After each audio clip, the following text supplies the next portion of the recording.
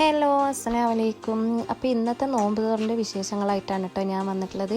അപ്പോൾ ഇന്ന് നോമ്പ് തുറക്കാനായിട്ട് കട്ട്ലേറ്റ് ഉണ്ടാക്കാമെന്ന് വിചാരിച്ചിട്ട് അതിനുള്ള പരിപാടിയിലാണ് കേട്ടോ ഞാനും ഉമ്മയോ. പണ്ടെല്ലാം സ്കൂളും കോളേജും കഴിഞ്ഞിട്ട് ആദ്യം വരൽ അടുക്കളയൊക്കെയാണ് കേട്ടോ. എന്താ കടി ഉണ്ടാക്കിയത്, ഏത് തരം ജ്യൂസാണ്, എത്ര തരം ഉണ്ട്, പിന്നെ അതുപോലെ തന്നെ നാസ്റ്റൊക്കെ എന്തുണ്ടാക്കി, കറികളായിട്ട് എന്തെല്ലാം ഉണ്ടാക്കി എന്നെല്ലാം അറിയാൻ വേണ്ടിയിട്ട് സ്കൂൾ വിട്ടിട്ട് ആദ്യം വരുന്നത് അടുക്കളയൊക്കെ ഇരിക്കും കേട്ടോ.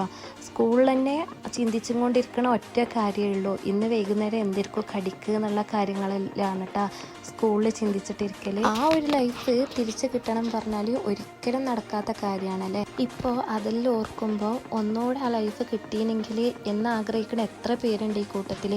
എനിക്കിഷ്ടമാണ് കേട്ടോ. കാരണം നമ്മൾ സ്കൂൾ വിട്ടിട്ട് വരുമ്പോൾ എണ്ണക്കടിയായിട്ട് തന്നെ 2 തരം ഉണ്ടാവും, ജ്യൂസായിട്ട് 2 തരം ഉണ്ടാവും, പിന്നെ നാസ്റ്റക്ക് കടി, കറി, ഇതെല്ലാം ഉമ്മ തയ്യാറാക്കിയിട്ടുണ്ടാവും കേട്ടോ. നമുക്കെന്താ വരിക, കുളിക്കുക, നിസ്കരിക്കുക, അങ്ങനത്തെ കാര്യങ്ങൾ മാത്രമേ ഉണ്ടായിട്ടുള്ളൂ. പക്ഷേ ഇന്ന് ഉമ്മാൻ്റെ ആ സ്ഥാനത്ത് ഞാൻ നിൽക്കുമ്പോൾ ഒരു തരം കടി ഉണ്ടാക്കാൻ തന്നെ ഒരുപാട് പെടാപ്പാടുണ്ട് കേട്ടോ. പക്ഷേ ഇതൊന്നും അറിയാണ്ട് അന്ന് ഒരു തരം മാത്രം കടി ഉണ്ടാക്കുമ്പോൾ കുറേ ഉമ്മാൻ്റെ അടുത്ത് അടി കൂടിയിട്ടെല്ലാം ഉണ്ട് കേട്ടോ. അങ്ങനെ പറയുമ്പോൾ നിങ്ങൾ വിചാരിക്കും ഇപ്പം എന്താ ഉമ്മ ഒന്നും ആക്കലില്ലേന്ന്. പക്ഷെ അങ്ങനെ ഒന്നല്ല കേട്ടോ ഞാൻ പറഞ്ഞത്. ഇപ്പോഴും എല്ലാ തരം അടുപ്പിൻ്റെ അടുത്തുള്ള പണിയും ഉമ്മ തന്നെയാണ് എടുക്കൽ. എന്നാലും ഒരു ഹെൽപ്പിന് മാത്രം നിൽക്കണേ എനിക്ക് തന്നെ ഇത്രയ്ക്ക് കഷ്ടപ്പാടുണ്ടാകുമ്പോൾ കടികൾ ഉണ്ടാക്കുന്ന 2 തരമുള്ള കടികൾ ഉണ്ടാക്കി അവർ എത്ര കഷ്ടപ്പെട്ടിട്ടായിരിക്കുമല്ലോ നമുക്ക് ഉണ്ടാക്കി തന്നത്.